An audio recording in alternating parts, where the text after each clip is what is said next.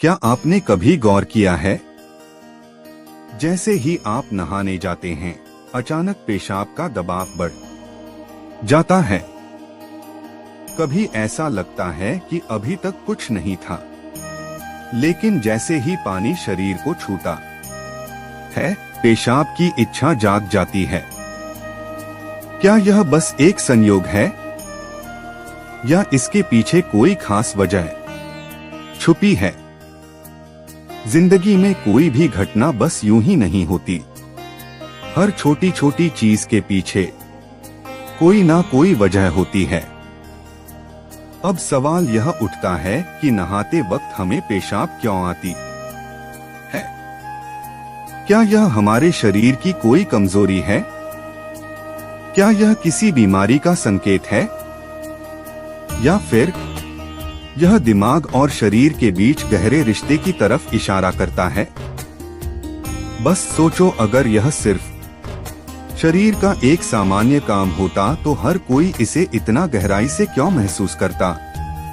नहाना सिर्फ साफ सफाई का मामला नहीं है। नहाना एक ऐसा प्रक्रिया है जिसमें शरीर, दिमाग और आपकी पूरी चेतना जुड़ी होती है। पानी, जिसे सबसे पवित्र तत्व माना जाता है, सिर्फ आपके शरीर को नहीं धोता बल्कि आपके अंदर जमा थकान, तनाव और दबाव को भी धो देता है। और जैसे जैसे शरीर हल्का हो जाता है उसका दबाव पेशाब के रूप में बाहर निकलता है। लेकिन यह तो बस सतह की बात है।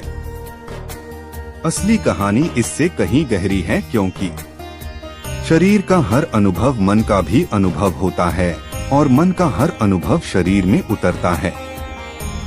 तो जब आप नहाते हैं यह सिर्फ एक जैविक प्रक्रिया नहीं है, यह आपके मन और शरीर के बीच एक बातचीत है। अब सोचो, जब पानी तुम्हारे शरीर को छूता है तो क्या होता है? तुम्हारी त्वचा के हर रोम छिद्र में हलचल मच जाती है। तंत्रिका तंत्र सक्रिय हो जाता है। ठंडक या गर्म पानी का एहसास दिमाग को यह बताता है कि शरीर को कुछ छोड़ने की जरूरत है और उसका पहला तरीका पेशाब करना होता है। लेकिन यह पूरी सच्चाई नहीं है, क्योंकि अगर यह सिर्फ ठंडे पानी का असर होता तो फिर जब हम गर्म पानी से नहाते हैं तो यह क्यों होता? अगर यह सिर्फ मूत्राशय की वजह से होता तो नहाने से पहले यह क्यों नहीं होता और पानी गिरते ही अचानक क्यों होता है? यही वह राज्य है जो लोगों को हैरान कर देता है। जैसे ही आप नहाना शुरू करते हैं शरीर तुरंत शरीर आराम की स्थिति में चला जाता है। और जैसे ही शरीर आराम करता है सबसे पहले वह दबाव को रिलीज कर देता है। यह दबाव कभी पेशाब के रूप में दिखता है, कभी गहरी सांसों में और कभी थकान के एहसास में। इंसान तब तक दबाव में रहता है जब तक वह खुद को छोड़ना नहीं सीखता। नहाना, पानी में डूबना, यह सब काम इसलिए अच्छे लगते हैं क्योंकि यह आपके अंदर के बोझ को हटा देते हैं। बस याद करो कि कभी गर्मी में जब तुम ठंडे पानी से नहाने बैठते हो तो पहला छींटा ही पूरा शरीर एक झटका महसूस करता है। उस झटके में शरीर कुछ देर के लिए नियंत्रण खो बैठता है और नियंत्रण खोने से इच्छा पैदा होती है। अब आप सोचेंगे कि क्या यह हर किसी के साथ होता है? हाँ, लगभग हर किसी ने कभी ना कभी इसे महसूस किया होता है। लेकिन फर्क यह है कि कुछ लोग इसे सामान्य समझकर भूल जाते हैं और कुछ इसके पीछे छुपे राज की तलाश शुरू कर देते हैं। और जो तलाश शुरू करता है वह जिंदगी के असली ज्ञान के करीब पहुंच जाता है, क्योंकि यहाँ एक नाजुक बात छुपी है। पानी और पेशाब दोनों एक ही तत्व से बने होते हैं। जब जब पानी बाहर से शरीर को छूता है तो शरीर के अंदर पानी का तत्व भी प्रतिक्रिया करता है। यही प्रकृति का संतुलन है। यह एक अनुनाद है। शरीर और प्रकृति के बीच रिश्ता आईने जैसा होता है। जो कुछ बाहर होता है वह अंदर भी परिलक्षित होता है। तो जब बाहर का पानी तुम्हारे शरीर से मिलता है तो अंदर का पानी यानी पेशाब भी बाहर आने को बेचैन हो जाता है। लेकिन अब सवाल उठता है, क्या यह सिर्फ पानी और मूत्राशय की बात है या इसके पीछे कुछ और भी है?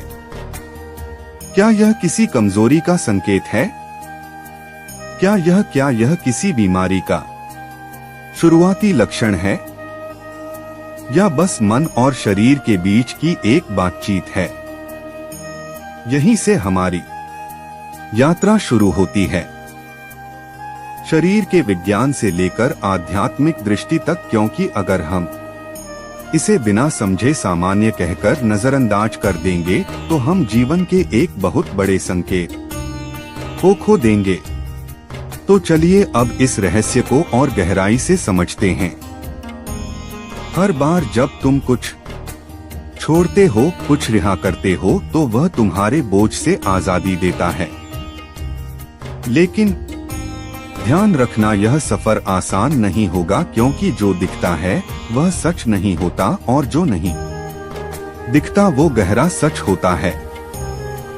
लेकिन सवाल यह है कि ऐसा क्यों होता है कि कुछ लोग इसे ज्यादा महसूस करते हैं और कुछ कम? यहाँ मनोविज्ञान की भूमिका आती है।